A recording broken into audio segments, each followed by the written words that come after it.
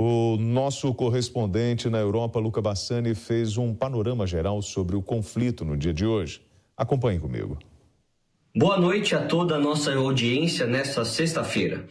Nós vemos que hoje as batalhas têm se intensificado bastante na região de Severodonetsk, onde temos milhares de civis isolados, muitos deles buscando refúgio na usina de Azot, uma usina química, realmente para tentar fugir dos bombardeios e da investida russa nessa cidade. Uma situação muito parecida com aquela que nós vimos em Azovstal, na cidade de Mariupol, que caiu há algumas semanas e que foi o foco da resistência da Ucrânia nessa cidade, onde cerca de 2.000 soldados continuaram resistindo por lá, apesar do desabastecimento, o que fez com que eles se rendessem um pouco mais para frente. A gente vê que hoje tivemos uma visita importante. O primeiro-ministro britânico Boris Johnson visitou Kiev pela segunda vez, escreveu em seu Twitter que era muito bom estar novamente na capital ucraniana e reafirmou todo o seu apoio ao presidente Zelensky e aos ucranianos nesse momento de guerra, dizendo que tem certeza que os ucranianos podem vencer essa guerra, apesar de ser bastante improvável, olhando do aspecto militar, os avanços que os russos têm tido na região do Donbass. Muitos acreditam também que essa viagem tenha sido feita exatamente para balancear a viagem dos 3 grandes líderes europeus que aconteceu no dia de ontem, onde o primeiro-ministro italiano Mario Draghi, o chanceler alemão Olaf Scholz e também o presidente francês Emmanuel Macron, juntamente com o presidente da Romênia, Klaus Iohannis, visitaram a Ucrânia para reafirmar a sua solidariedade e também dizer que são favoráveis à entrada do país no bloco europeu e vão tomar todas as medidas necessárias para que o país ganhe esse status e também o dinheiro necessário para se reconstruir neste momento de guerra.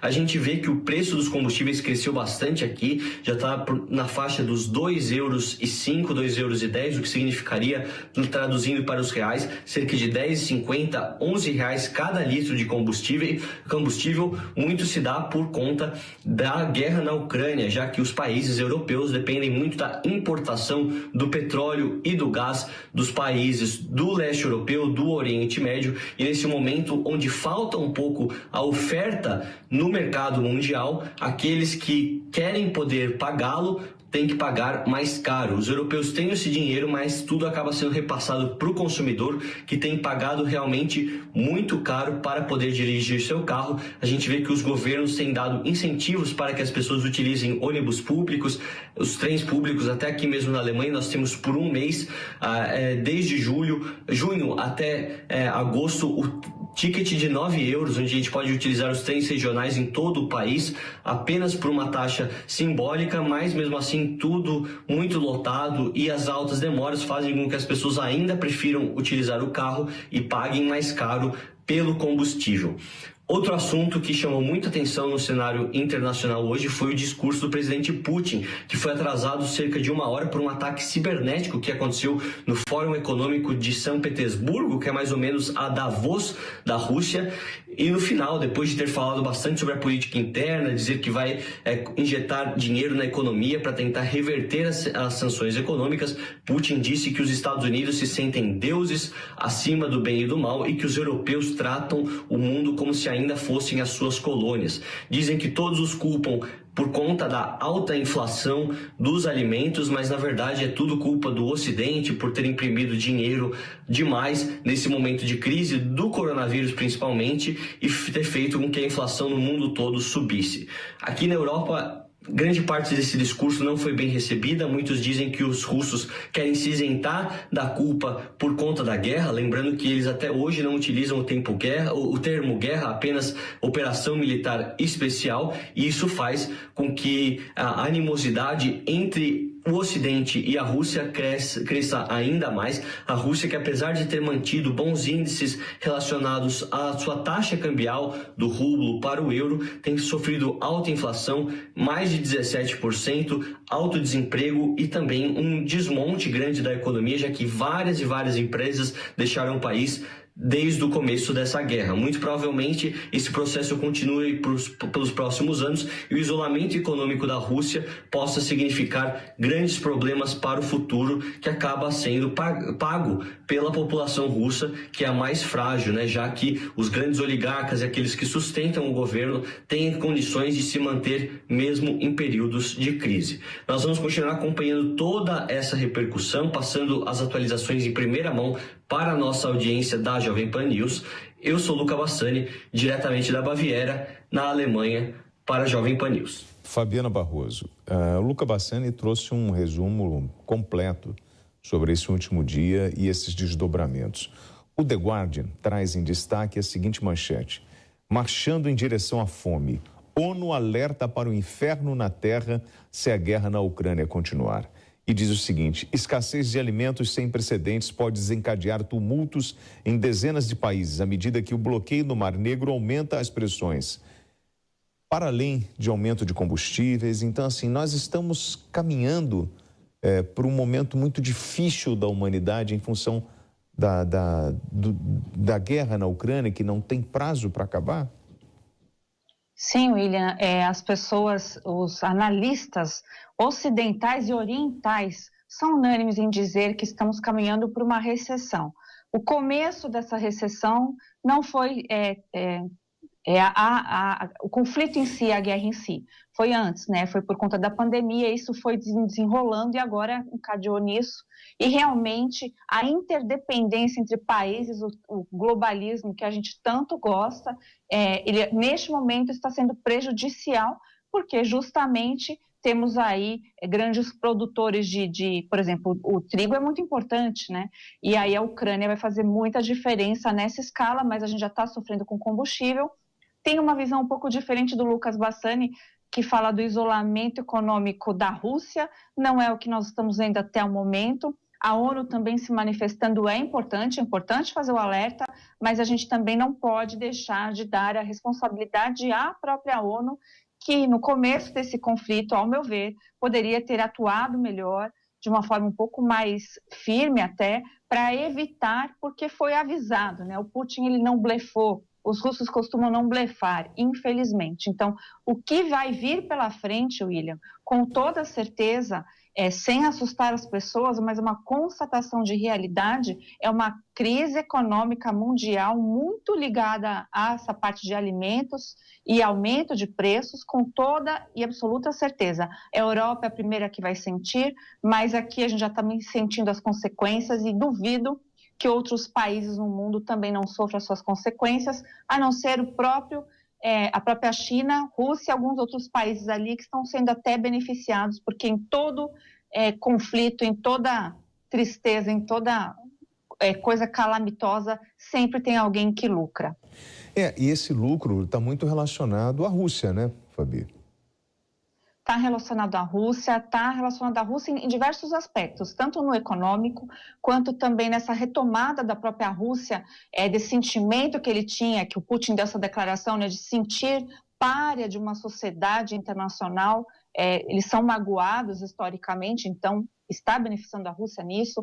Tem a parte armamentista também, a Rússia está vendendo equipamento bélico para a Índia, e está beneficiando a China, que está olhando, a gente não sabe direito as movimentações, mas é fato, também constatação de realidade, que eles formularam aquele documento nas Olimpíadas de Inverno, então agem juntos, e está sendo uma certa independência do rublo e enfraquecimento do dólar. Então, está se movimentando as forças, né, mundiais nesse sentido, e a Rússia invasora, está tentando retomar um território que já foi historicamente deles, mas não era mais, está causando muitas mortes, muitos prejuízos a muitas pessoas, e mesmo assim não é ela que está sofrendo mais, ao meu ver, né? Então, quando a gente olha para a situação interna da Rússia, imaginando que lá está tendo um colapso interno, não é o que dizem as notícias internas que vêm de lá, às vezes pode ser que seja um pouco enviesada, mas a gente precisa entender que o povo russo pensa de uma outra forma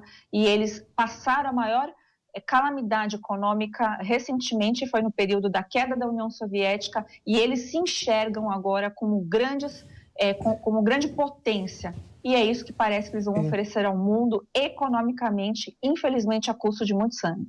Inclusive, o Putin falou, mesmo depois desse ataque cibernético, ele fala que sobre sanções, enfim, e ele fala que a Rússia está pronta para lidar com qualquer tipo de desafio. Ou seja, ele está disposto a enfrentar todas as dificuldades que possam aparecer em função dessa atitude dele de invadir a Ucrânia. Sim, se a gente olhar pela perspectiva dos russos, a gente tem que imaginar que essa população vive num país colossal, hostil, frio, acostumado com inúmeros conflitos, guerras, problemas internos, desde lá da época de dinastias, né, dos czares. Essa diferença social sempre existiu na Rússia, sempre existiu, né? Tinha a época ali do pessoal que trabalhava com agricultura, a diferença era fenomenal com a monarquia, isso prevaleceu na Rússia, então eles estão, de certa forma, habituados. Então não é se tirando uma franquia de uma marca conhecida que eles vão balançar, não vão, isso pode afetar ali no dia a dia, mas o que o russo quer, o povo russo, eles têm ainda aquele sonho que começou lá na Guerra Fria, de se enxergar como potência, aquela corrida dos astronautas, tudo isso neles, William, é latente. Muitos morreram para acabar a Segunda Guerra Mundial. Eles colocam isso como um grande orgulho. Só na cidade de Stalingrado foram quase 2 milhões de russos que morreram naquela ocasião. E eles resistiram. Então, eles têm uma história muito profunda, enraizada de orgulho nacional. E é muito difícil você remover quando você tem um líder ali que, para a sua própria sociedade, ele está funcionando. Para a Rússia, ela está melhor do que ela estava pouquíssimo tempo atrás com a queda aí, da União Soviética.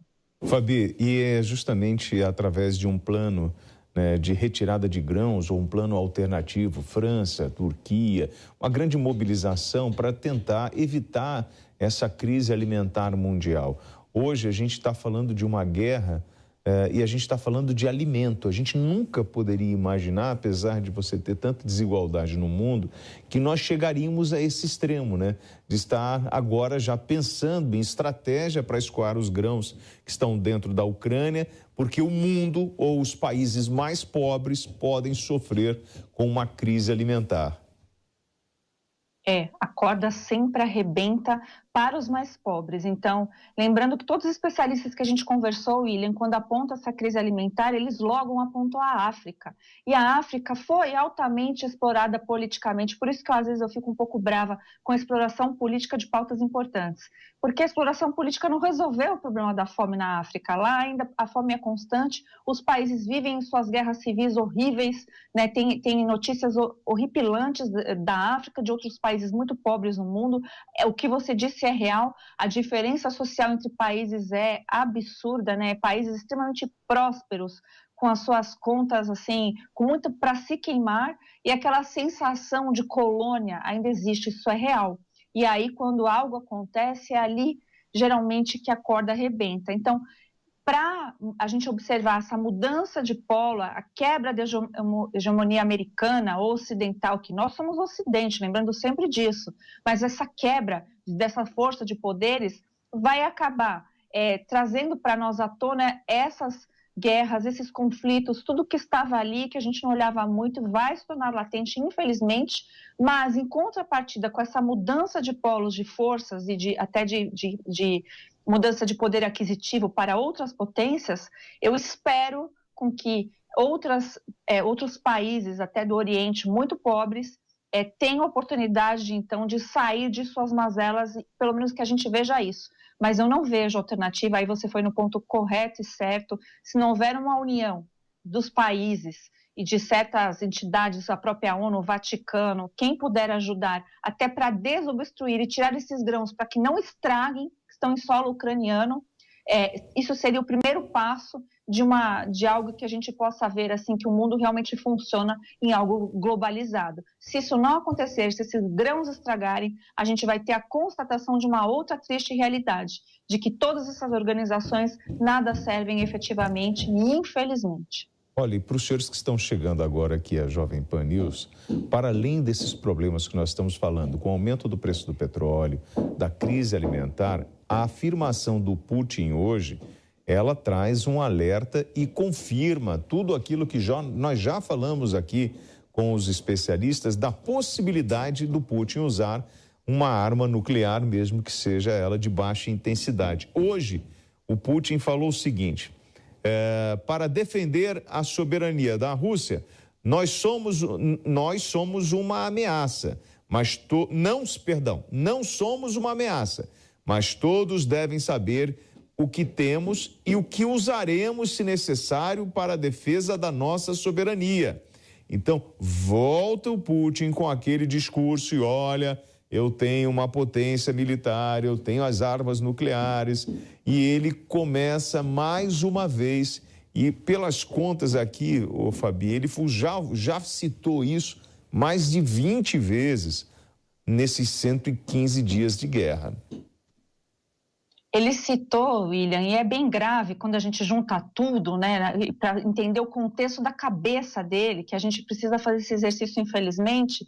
Ele tem ainda essa coisa de czar, né? Ele citou o Alexandre o Grande. Alexandre o Grande, ele era russo, o que ele fez? Ele se abriu ali para a ocidentalização e foi muito aplaudido na época, mas a demérito do próprio povo russo. E ele também ele foi extremamente mal com os inimigos, ele tinha isso, essa característica. Então, quando o Putin ele se iguala a isso, e a gente for pegar equiparar que tipo de arma, né, que teria Henrique, que teria o Grande ali, e agora o Putin, é justamente equipamento nuclear, e ninguém duvida que eles não tenham. Dizem que lá é onde mais existe, a gente não sabe como estão, mas que os russos mostraram que eles têm equipamento de alta precisão, eles tiveram aqueles mísseis hipersônicos que pegou o mundo de surpresa, até que foi desenvolvido rapidamente tecnologia para tentar abater, e a gente nem sabe se funciona. Então, se a gente for entender, nessa parte de segurança bélica, Israel mostrava era um dome lá que sempre resistiu aos conflitos ali no Oriente Médio. E aí a gente já começa a pensar, se fosse usado uma tecnologia dessa, que até ele chegou a ameaçar, a falar que ele poderia avançar até chegar na Inglaterra. Então é algo assim que a gente faz muito tempo que a gente não via alguém ousado desta forma. Lembrando que a China está por trás, né, supostamente, mas duvido que ele faria isso se não tivesse pelo menos a China dizendo tudo bem, estou só acompanhando, pode ir.